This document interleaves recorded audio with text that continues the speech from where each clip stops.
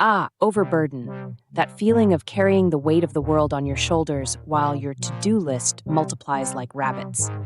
It's that moment when your brain says, I got this, but your body is sending error messages left and right. Metaphysically, being overburdened is like stacking bricks on an already wobbly foundation. Every yes you say to someone else adds another layer.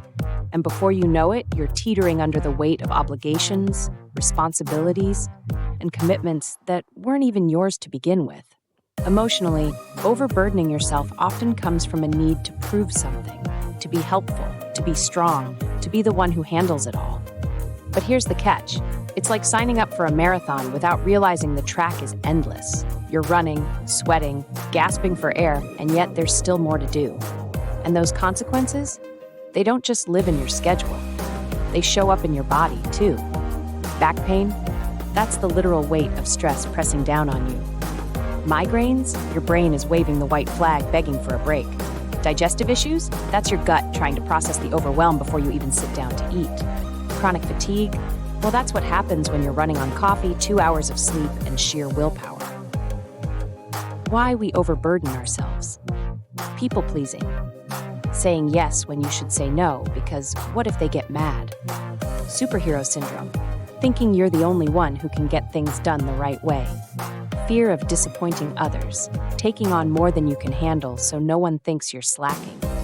Productivity addiction. Mistaking busyness for success and exhaustion for achievement. How it impacts your life. Relationships. You're too drained to be fully present, and suddenly everyone annoys you for no reason. Career.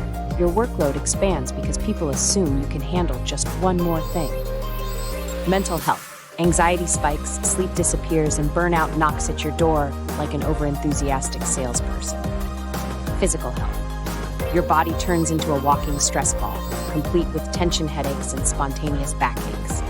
So how do you drop the weight and reclaim your sanity? 1. Embrace the power of no. Saying no isn't selfish, it's survival. Repeat after me. I am not a human dumping ground for everyone's problems. Practice declining requests without guilt. I'd love to help, but I'm at capacity.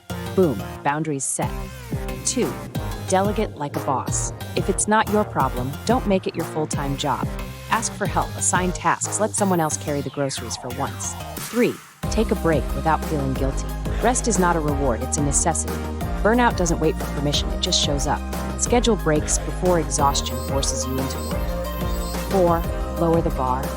Just a little perfectionism is the ultimate scam. Do things well enough, then move on. Nobody will remember if your email was perfectly worded, but they will remember if you had a public meltdown in the break room. 5. Laugh at the madness. Seriously, sometimes the only option is to laugh at how ridiculous your overpacked schedule is. If your to-do list looks like a CVS receipt, it's time to cut some things out. 6. Prioritize you. Your well-being is not optional. If you don't take care of yourself, no one else will. Schedule me time like it's the most important meeting of your day, because it is. At the end of the day, being overburdened isn't proof of your worth. It's proof that you need a break. So drop the weight, set some boundaries, and remind yourself you're not a pack mule. You're a whole person, and you deserve to breathe.